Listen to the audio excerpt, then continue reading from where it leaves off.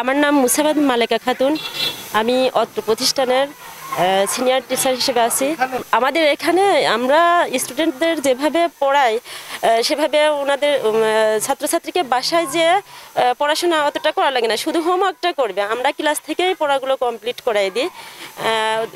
19 সাল থেকে আমাদের প্রতিষ্ঠানটি আমরা চালু করেছি।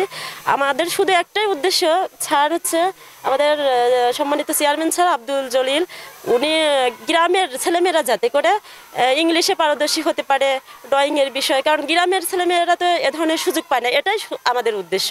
স্যার এজন্যই তার অক্লান্ত পরিশ্রম দিয়ে, অর্থ সব কিছু দিয়ে আর কি, আমরা যতটা পরিশ্রম করি অতটা আমরা স্টুডেন্টের কাছ থেকে ওইভাবে সার্ভিসটা নিই না।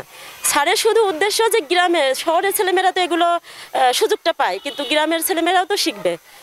এই উদ্দেশ্যে আমাদের স্কুলটি স্যার, আমাদের সম্মানিত চেয়ারম্যান স্যার স্কুলটি প্রতিষ্ঠিত করেন।